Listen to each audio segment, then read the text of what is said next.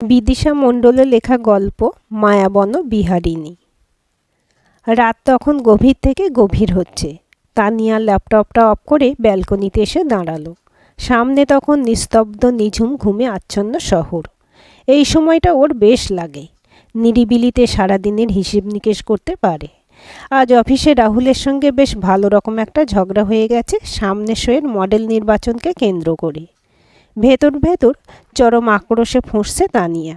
রাহুল আজকাল ওকে মনে হয় সহ্যই করতে পারছে না, তাই ছোটোখাটো বিষয়ে ওদের ঝগড়া লেগেই আছে।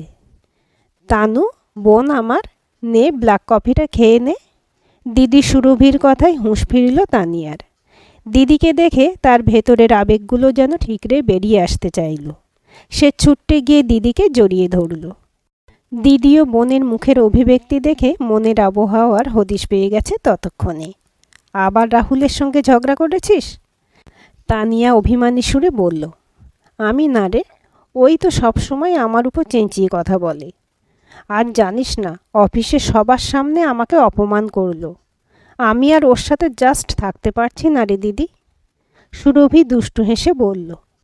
ধুর পাগলি বোন আমার, আমি তো জানি তোরা একে অপরকে কত ভালোবাসিস, আবার ঝগড়াও করিস। দেখবি যত ঝগড়া হবে তোদের ভালোবাসা আরও বেড়ে যাবে। ব্যাং যাবে। তুই জানিস আজ কি হয়েছে? তুই তো জানিস সামনে আমাদের খুব ক্রুশিয়াল একটা শো আছে।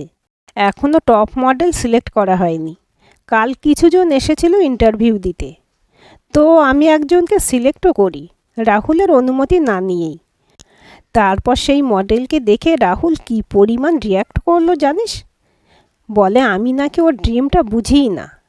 এবারের ইভেন্টে টপ মডেলের যে ছবি ও নিজের মনে এঁকেছে সেটা নাকি আমার মোটা মাথায় ঢুকবেই না। আমি যাকে তাকে সিলেক্ট করছি কোন সাহসে, আরও কত কিছু বলেছে। আচ্ছা দিদি, তুই বল, আমার কি কোনো অধিকার নেই মডেল সিলেক্ট করার? মানছি ও কোম্পানির সিইও, তবু কস্টিউম ডিজাইনার হিসেবে আমারও তো কিছু রাইট আছে নাকি? এতটা এক নিঃশ্বাসে বলার পর দম নিতে থামলো তানিয়া। দেখ বোন, আমাদের সম্পর্কে সুতোগুলো কয়েকটা আলগা গিঁটে বাঁধা থাকে। তুই যত মানুষটাকে ভালোবাসবি, অভিমান করবি, ততই সেই গিঁটগুলো আরও বেশি শক্ত হয়। কিছু সময় আমাদের মনের মানুষের দোষ ত্রুটি ক্ষমা করতে শিখতে হয়। তাতে কেউ ছোট বড় হয় না, শুধু ভালোবাসাটা বেঁচে যায়। আর রাহুল তোকে সত্যিই ভালোবাসে রে। রাগের মাথায় যদি কিছু বলেও থাকে, তাই বলে তুই সম্পর্ক থেকে বেরিয়ে আসার কথা বলবি? পাগলি বনু, যে বন্ধনে বাঁধা পড়ে গেছিস সেটা থেকে কি বেরিয়ে আসা অত সোজা রে? উফ দিদিয়া, তুই এত সুন্দর কথা বলিস কি করে রে? মাঝে মাঝে মনে হয় আমি তোর বোন হবারই যোগ্য নই। আমি কীরকম অবুঝ, পাগলি, আর তুই তার উল্টো ধীর স্থির। তোর চোখের নিটল মনির গভীরে যে কেউ হারিয়ে যেতে পারে রে দিদি। আমি যদি ছেলে হতাম আর তোর বোন না হতাম, তাহলে তো নির্ঘাত আমি তোর প্রেমে পড়তাম। ওসব রাহুল ফাউল তো আমার মনের ধারে কাছেও ঘেঁষতে পারতো না। থাক, হয়েছে, আর দিদিকে তেল দিতে হবে না। এখন শুয়ে পড়, অনেক রাত হয়ে গেছে। এরপর যেন আমি তোকে জাগতে না দেখি। এভাবে রাত জাগলে আমার সুন্দরী বোনের চোখের তলায় কালি পড়ে যাবে তো। তানিয়া দিদির গলা জড়িয়ে আদর করে বলে। যতই হোক, আমি তোর থেকে কম সুন্দরী থাকবো রে দিদিয়া। শেষের কথাটাই সুরভি শুধু দীর্ঘশ্বাস ফেলে। ও তো জানে যে ওর বোন ওকে খুব ভালোবাসে, তাই ওর চোখে ও সুন্দরী, কিন্তু বাকি সমাজের চোখে নয়। তানিয়া আর সুরভি দুই বোন। তানিয়া অসামান্য সুন্দরী, আর সুরভির গায়ের রং কালো। সে শুধু রবীন্দ্রনাথের কলমে কৃষ্ণকলি, কিন্তু বাবা মায়ের কপালের ভাঁজ। দুই বোন যখন পাশাপাশি দাঁড়াতো সবাই বলতো, কালো মেয়ের বিয়ে হবে কি করে? ছোট মেয়ের জন্য তো অবশ্যই রাজকুমার আসবে। তানিয়া তখনও আধো আধো গলায় প্রতিবাদ করে বলতো, আমার আর দিদির জন্য একই রাজ্যে দুই রাজকুমার আসবে, বুঝলে তোমরা? শুধু সুরভি বুঝেছিল এটাই তার ভবিতব্য। ভগবান তাকে রূপ দেয়নি। সে জীবনের প্রতিটা পদক্ষেপে হোঁচট খাবে। সমাজের ঘৃণার দৃষ্টি তাকে প্রতি মুহূর্তে ক্ষতবিক্ষত করত। তবু সে লড়ে গেছে প্রতিটা পদক্ষেপে, আর সবসময় পাশে পেয়েছে বোন তানিয়াকে। ছোট থেকে পড়াশোনার দিক থেকে সুরভি তানিয়ার থেকে অনেকাংশে এগিয়ে। তানিয়া ও দিদিকে বলেছিল, এইসব অঙ্ক বিজ্ঞান তার মাথায় ঢোকে না, সে মানুষের জামা কাপড় ডিজাইন করবে। ছোট থেকেই তার আঁকার হাত বেশ পাকাপোক্ত। খাতার পেছনে সে নিজের কচি হাত দিয়ে ফুটিয়ে তুলত নানা পোশাকের কলকবজা।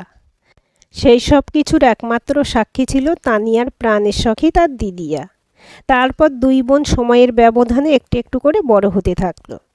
সুরভি দারুণ রেজাল্ট করে ওর প্রিয় সাবজেক্ট ফিজিক্স নিয়ে কলেজে ভর্তি হলো, আর তানিয়া কোনো রকমে স্কুলের গণ্ডি পার করে চলে গেল ফ্যাশন ডিজাইনিংয়ের কোর্স করতে। সুরভি তথাকথিত রূপের অধিকারিণী না হলেও ছিল নানান গুণের অধিকারী। তার গানের গলা ছিল অসামান্য। তাছাড়া ঘরের সমস্ত কাজেই ছিল সে সুনিপুণা। অন্যদিকে তানিয়া ছিল জেদি, অগোছালো। সুরভি নিজের স্নেহ ভালোবাসা দিয়ে নিজের অগোছালো বোনটাকে বুক দিয়ে আগলে রাখত। সুরভির এত গুণ ও তার রূপের খামতিকে কখনো ছাপিয়ে যেতে পারত না। বাবা মা থেকে শুরু করে আত্মীয় স্বজন সকলেই শুধু ওর বিয়ে নিয়ে চিন্তায় মগ্ন ছিল। কালো জগতের আলো আদতেই শুধু প্রবাদ বাক্যে আটকা পড়ে গিয়েছিল। বাস্তবে কালো মেয়ে বোঝা, তাদের রূপহীন শরীরটা শুধুই বিয়ের বাজারের অচল। এই যুগেও রূপের কদর বেশি গুণের বহরের থেকে, সেটা প্রতি পদক্ষেপে বুঝিয়ে দিত সুরভিকে। তাই কলেজ পাশের পর তার পাওয়া হাই স্কুলের চাকরিটা থেকে বাহবা কুড়োলেও বাবা মার কপালের চিন্তার ভাঁজ কখনোই কমাতে পারেনি। অন্যদিকে তানিয়া ছিল মুক্ত বিহঙ্গ। ডিজাইনিংয়ের কোর্সের পর সে একটা নামকরা গার্মেন্ট কোম্পানিতে জবও পেয়ে যায়। তারপর ওর কাজের ডেডিকেশন থেকে আজ তানিয়া কোম্পানির সেরা কস্টিউম ডিজাইনার। তারপর বাকিটা স্বপ্নের মতো ঘটেছিল তানিয়ার। কোনো এক বৃষ্টি স্নাত সন্ধ্যায় গরম কফির উষ্ণতায় কোম্পানির সিইও রাহুল রায় তানিকে প্রপোজ করেছিল। তানিয়াও রাহুলের প্রপোজালে রাজি হয়ে যায়। ধীরে ধীরে ওদের সম্পর্কটা গাঢ় থেকে গাঢ়তর হতে থাকে। তানিয়া রাহুলের রোমশ বুকে মাথা দিয়ে সারাদিনের কাজের ক্লান্তি মুছে ফেলত অবলীলায়। রাহুলও তার প্রেয়সীর কপালে চুমু এঁকে ওম পেত সুনিপুণভাবে। কিন্তু প্রতিটা সম্পর্কের মতো ওদের মধ্যেও মাঝে মধ্যে বেশ ঝগড়াঝাটির উদ্যোগ হতো। তানিয়া খুব অভিমানী, তাই সে রাহুলের সাথে কথাবার্তায় বন্ধ করে দিত। রাহুলের হাজার ডাকেও সে সাড়া দিত না। প্রতিবারই তানিয়া শান্ত হতো দিদির সুরভির শীতল পবিত্র স্পর্শে। দিদির গভীর চোখের দিকে তাকিয়ে সে বাচ্চা মেয়ের মতো কখনো ফুঁপিয়ে কেঁদে উঠত, আবার কখনো রাহুলকে ক্ষমা করে দিত অবলীলায়। এইভাবে কেটে যাচ্ছিল দুই রাজকন্যার জীবন। ইতিমধ্যে সুরভির জন্য পাত্র খোঁজা শুরু হয়েছে। অনেক পাত্র দেখেও গেছে তাকে। প্রতিবারই পাত্রপক্ষ পরে জানাবো বলে পালিয়ে বেঁচেছে আর কি। কাজের ব্যস্ততায় কোনোবারই উপস্থিত থাকতে পারেনি তানিয়া। একমাত্র তানিয়াই সুরভিকে আত্মবিশ্বাসের যোগান দেয়। সুরভির মতো মেয়েও যার জীবন সম্পর্কে এত গভীর ধারণা, সেও পাত্রপক্ষের সামনে ভয়ে কুঁকড়ে যায়। কালো হওয়াতে নিজেকেই অপরাধী মনে করে। একটা মেয়েকে কোনো ছেলেপক্ষের সামনে সংসেজে নিজেকে প্রকাশ করতে হবে। কেন গায়ের রং কালো হওয়ার অপরাধবোধ তাকে বইয়ে বেড়াতে হবে, সেই সব স্বাভাবিক বুদ্ধিও লোপ পায় সুরভির। বাবা মায়ের কপালের ভাঁজ কমানোর জন্য প্রতিবার সে নিজের মূল্য নির্ধারণের পরীক্ষায় বসে, আর প্রতিবার ব্যর্থ হয়। সেদিন আর এক পাত্রপক্ষ আসার কথা সুরভিকে দেখতে আসার জন্য। আগের রাতে সুরভি তানিয়াকে পরের দিন ওর সাথে থাকতে বলেছে। তানিয়াও রাজি হয়ে যায় থাকতে। তাছাড়া বোন হিসেবেও তো ওর একটা দায়িত্ব আছে। কাজকে সে দিদি থেকে বেশি গুরুত্ব দিয়ে ফেলেছিল, কিন্তু আর নয়। সে এবার নিজে দায়িত্ব নিয়ে দিদির যোগ্য জীবনসাথী নির্বাচন করে দেবে বলে মনস্থ করেছে। সেদিন সকালে ওদের মা এসে একটা চন্দন বাটার প্রলেপ এনে সুরভিকে বলে, এটা মেখে নে মা, চেহারায় গ্লো আসবে। তানিয়া তখন দিদির ঘরেই ছিল। এসব দেখে সে চমকে গিয়ে বলে, এসব কি মা? আমার দিদি যথেষ্ট সুন্দরী আর কত গুণের অধিকারী। দিদিকে এসব ফেস প্যাক মাখতে কেন হবে? তাছাড়া পাত্রপক্ষ কি রূপ দেখে বিয়ে করবে, নাকি গুণটাই আসল? মা বলল, তুই কি আর বুঝবি তানু, সারাদিন তো কাজ নিয়ে থাকিস। মেয়ের রূপ না থাকলে কিছুই নেই, বুঝলি? তোর দিদি তো তোর মতো গায়ের রং পায়নি, তাই এইসব ফেস প্যাক তো মাখতেই হবে। দিস ইজ রিডিকিউলাস মা। এই যুগেও এইসব কেউ মানে? যে রূপ দেখে বিয়ে করবে তার সাথে বিয়ে করার চেয়ে চিরকাল আইবুড়ো থাকা বেটার। আমার বাড়িতে এসব মেন্টালিটি, ছি মা, আমি তো ভাবতেই পারি না। আর দিদি, তুই কি এত শিক্ষিত হয়ে তুই নিজে এসব সাপোর্ট করিস? ও কি বলবে শুনি? এ পর্যন্ত 11টা সম্বন্ধ ভেস্তে গেছে। এরপর তো সুরভিকে গলায় দড়ি দিতে হবে। নিজে তো বাড়ির কোনো খবরই রাখিস না, এখন বড় বড় কথা বলছিস। মেয়েদের যে কত জ্বালা, সেসব যদি বুঝতিস। আমার হয়েছে যত জ্বালা। এই মেয়েকে যে কিভাবে পার করব। মা, আমার দিদি লাখে একজন, ও নিজে স্বাবলম্বী। এমনিতেও বাঁচার জন্য ওর কাউকে দরকার নেই। তবু বলছি, ওর যোগ্য কেউ দিদিয়ার জীবনে আসবে, আর আমি তো আছি। এতক্ষণ চুপ করে থাকার পর সুরভির চোখ দিয়ে জল গড়িয়ে পড়ে। জলের ফোঁটার আগমনকে কোনো রকমভাবে আটকে সে বলে, প্লিজ, তোমরা আমার জন্য ঝগড়া করা বন্ধ করো। আমি বিয়ে করব না। নিজে চাকরি করি, ওতে আমি বাকি জীবনটা চালাতে পারবো। হ্যাঁ, তাই তো বলবি। সারা জীবন বাবা মার গলায় ঝুলে থাকবি। যা ইচ্ছে তাই কর দুই বোনে। অসন্তুষ্ট হয়ে ঘরে চলে যায় তাদের মা। আজ সুরভি বোনকে জড়িয়ে ধরে কাঁদতে থাকে। আজ তার একটা অবলম্বনের খুব প্রয়োজন যে। পাত্রপক্ষ এলে প্রতিবারের মতো সুরভি ওদের সামনে এসে বসে।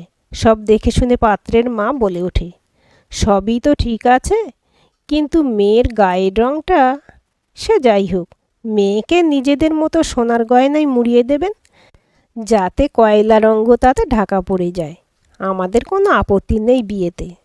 সুরভির বাবা মা যেন আকাশে চাঁদ পান হাতে। অর্থনৈতিক কোনো অভাব তাদের নেই। মেয়েকে সোনায় মুড়িয়ে দেবার ক্ষমতা তারা রাখেন, তাই তাদেরও কোনো আপত্তি নেই এই বিয়েতে। কিন্তু সবাইকে অবাক করে সুরভি নিজেই বলে ওঠে, আমার বিয়েতে মত নেই বাবা। সেই ছোটবেলা থেকে আমাকে শুনতে হয়েছে আমি নাকি তোমাদের বোঝা। আমি সেটা নিস্তব্ধে মেনেও নিয়েছিলাম। মনের মধ্যে একটা হীনমন্যতা নিয়েই বড় হয়েছি আমি। নিজেকে প্রতিষ্ঠিত করেছি। তোমাদের ইচ্ছে মতো প্রতিবার পাত্রপক্ষের সামনে নিজের মূল্য নির্ধারণ করতে বসেছি। কিন্তু কেন বলতে পারো? একটা মেয়ে কখনোই এত দুর্বল হতে পারে না। শুধুমাত্র আমার গায়ের রং কালো বলে আজ আমাকে চড়া দামে বিক্রি হতে হবে। আমি নিজের অপমান কখনোই মেনে নিতে পারবো না। এটা শুধু আমার অপমান নয়, এটা পুরো নারী সমাজের অপমান। মেয়েরা কোনো পণ্যদ্রব্য নয় যে বাজারে তার দরদাম হবে। আজ আমার বোন আমার জন্য মায়ের সাথে তর্ক করে বুঝিয়ে দিয়েছে সবসময় গুরুজনেরা সঠিক কথা বলেন না, তাদেরও ভুল হয়। আর তখন আমাদের উচিত সেই ভুলটা ধরিয়ে দেওয়া। এতদিন আমি একটা মিথ্যে ভার বহন করে বেঁচেছিলাম। আজ থেকে নিজেকে মুক্ত করলাম। মা আর বাবা, তোমাদের অনেক চিন্তা আমাকে নিয়ে, আর সেটা আমাকে ভালোবাসো বলেই। কিন্তু আমি বলছি, আমি আজ নিজের পায়ে দাঁড়িয়েছি, আর তাই একা মাথা তুলে বাঁচার অধিকার আমার আছে। তোমরা প্লিজ আমাকে নিয়ে আর চিন্তা করো না। আর আপনি নিজের ছেলের জন্য অন্য ফর্সা মেয়ে খুঁজে নিন। আপনার মেরুদণ্ডহীন ছেলে আমার যোগ্যই নয়। আপনারা আসতে পারেন। ধন্যবাদ। সুরভি উদ্দীপ্ত ভঙ্গিতে কথাগুলো বলে উঠে চলে গেল। আজও তার দৃষ্টি কথা বলছে। তার গভীরতা বোঝার ক্ষমতা সবার মধ্যে নেই। তানিয়ার আজ নিজের দিদির জন্য গর্ববোধ হচ্ছে। সে পেরেছে দিদিকে সংকীর্ণ সমাজের বস্তা পচা চিন্তাধারা থেকে বের করে আনতে। দিদির প্রতি সম্মান আরও এক ধাপ বেড়ে গেল তার। তার দিদি আজ গোটা নারী জাতির গর্ব। তানিয়ার চোখ দুটো আনন্দ চকচক করে উঠল। সেদিন পাত্রপক্ষ মাথা নিচু করে বিদায় নিলে বাড়িতে বেশ বড়সড় একটা ঝড় বয়ে যায়। বাবা মা দুজনেই অসন্তুষ্ট সুরভির উপর। চাকরি পেয়ে হাতের 5 পা দেখেছে সে, এই কটাক্ষও শুনতে হয়েছে তাকে। তবু আজ সুরভি নিজেকে বেশ হালকা লাগছে। এত বছর ধরে বয়ে বেড়ানো ভারটা যে আর নেই। আজ সে মুক্ত, বিহঙ্গ। খোলা আকাশে তারও ওড়ার অধিকার আছে। অনেক দিন পর সে গেয়ে ওঠে, তোমার চোখেতে ধরা পড়ে গেছে রাত, আঁধারে হারিয়ে যাওয়া পরদেশী রাত। তোমার চোখেতে ধরা পড়ে গেছে রাত। মুগ্ধ হয়ে শোনে তানিয়া। আজ তানিয়া সুরভি সারাটা দিনের জন্য বেরিয়ে পড়েছে অজানার খোঁজে। ঠিক করে নাম না জানা কোনো স্টেশনে নেমে কাটাবে অষ্টপ্রহর। তারপর দুই বোন মিলে মনের গহনে লুকিয়ে কথার ভাণ্ডার উন্মুক্ত করবে একে অপরের কাছে। সেই উদ্দেশ্যে দুজনে চড়ে বসে সদ্য প্ল্যাটফর্ম ছোঁয়া ট্রেনে। তানিয়া ছবি তুলতে খুব ভালোবাসে, তাই সে কাঁধে ঝুলিয়ে নিয়েছে তার বড্ড প্রিয় ডিএসএলআর। তাদের ধরা ছোঁয়ার সমস্ত মুহূর্তগুলো সে ক্যামেরাবন্দি করবে। ট্রেন যখন স্পর্শ করেছে একটা অচেনা স্টেশন, নাম কুহুতান। নামটা পছন্দ হতেই দিদির হাত ধরে নেমে পড়ে সেখানে। তারপর ছবির মতো সুন্দর সেই গ্রামের রূপ গোগ্রাসে গিলতে থাকে দুই বোন। ধীরে ধীরে পথ ভোলা পথিকের মতো উদ্ভ্রান্ত হয়ে দিক বিদিক শূন্য হয়ে প্রকৃতির কোলে নিজেদের সঁপে দিতে থাকে সুরভি আর তানিয়া। আজ তারা বুকের সমস্ত কষ্টকে বিসর্জন দিতে এসেছে চিরকালের তরে। হঠাৎ একটা স্বচ্ছ জলের পুকুর দেখে সুরভি সদ্য কিশোরীর মতো প্রাণোচ্ছল হয়ে ওঠে। পুকুরের শীতল জলে পা ডুবিয়ে খেলা করতে থাকে। দিদিকে এতটা খুশি তানিয়া আগে কখনো দেখেনি।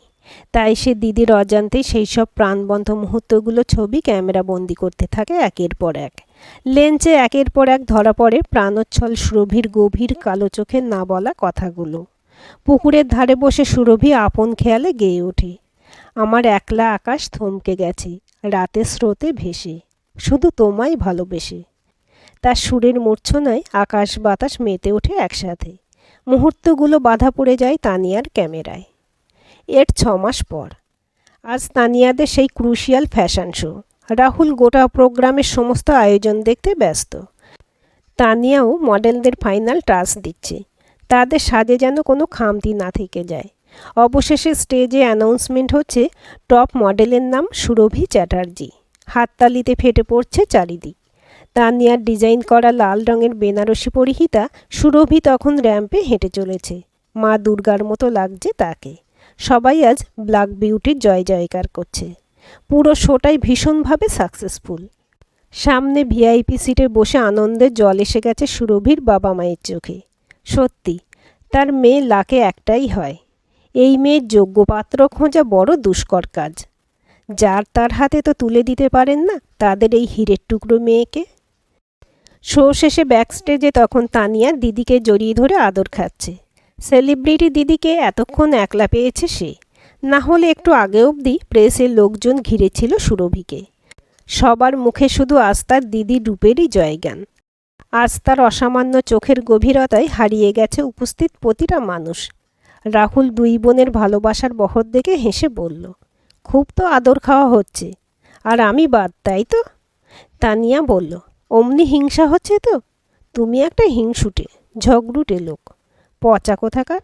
ও শুধু আমার দিদি। রাহুল কাঁদো কাঁদো হয়ে বলে, শুনছ দিদি নিজের বোনের কথা? নিজের দিদি যে এত সুন্দর কোনোদিন বলেইনি আমাকে। ছবি দেখতে চাইলেই বলতো, তুমি নাকি ছবি তুলতেই চাও না। সেদিন তানিয়া তোমায় লুকিয়ে তোলা কিছু ক্যান্ডিড পিকচার দেখায় আমাকে। সত্যি বলছি, এতদিন ধরে টপ মডেলের যে চেহারা আমি কল্পনা করেছিলাম তুমি ঠিক তাই ছিলে। তোমার কালো হরিণ চোখের গভীরতায় যে কেউ হারিয়ে যেতে পারে। তোমার ওই প্রাণোচ্ছল হাসি যেন মুক্ত ঝরাচ্ছিল। আমি মুগ্ধ বিহল হয়ে যাই তোমায় দেখে। আমি ব্ল্যাক বিউটিকে সমাজের সামনে তুলে ধরতে চেয়েছিলাম, তাই সেদিন ঠিক করি তুমি হবে আমার শোয়ের টপ মডেল, আর শোয়ের নাম হবে কৃষ্ণকলি। কিন্তু তানিয়াকে কথাটা বলাতেই ও বলে, তুমি রাজিই হবে না। চিরকালের লাজুক তুমি সবসময় পড়াশোনার গানের জগতেই নিজেকে সিক্ত করেছ, তাই তুমি মডেলিং করতে কখনোই মত দেবে না। আমারও মাথায় জেদ চেপে যায় সেদিন থেকে। একটা লক্ষ্য স্থির করে নিই যে তোমাকে আমি রাজি করাবই। তাই প্রায় 17 বার তোমাদের বাড়ি যাবার পর তুমি রাজি হলে অবশেষে। দিদি তোমাকে ধন্যবাদ দিয়ে ছোট করব না। আজ তোমার জন্য আমার শো এত successful. All credit goes to you. আর আমার বুঝি কোনো ক্রেডিট নেই রাহুল? আমি যে দিদির জন্য এত সুন্দর বেনারসি ডিজাইন করলাম। ঠোঁট ফুলিয়ে বলে উঠল তানিয়া। অমনি মেয়ে ঝগড়া করতে শুরু করলো, দেখো দিদি ঝগড়ুটে আর হিংসুটে কে আসলে। ওরে থাম তোরা এবার, পারিসও বটে, সারাক্ষণ শুধু ঝগড়া। সুরভি আদেশের সুরে বলল। দুজনে এক বাক্যে বলল, থামতে পারি, তবে একটা শর্তে, তোমায় একটা গান শোনাতে হবে। সুরভি অবশেষে দুই পাগলা ছেলে মেয়ের হাত থেকে রেহাই পেতে গান ধরল। মায়াবন বিহারিণী হরিণী, গহন স্বপন সঞ্চারিণী, কেন তারে ধরিবার করিপন অকারণ, মায়াবন বিহারিণী। আজকের গল্পটি কেমন লাগলো কমেন্ট করে জানাবেন। ভালো লাগলে লাইক হাইপ শেয়ার করবেন, আর চ্যানেলটি সাবস্ক্রাইব করে বেল আইকনটি ক্লিক করে রাখতে ভুলবেন না।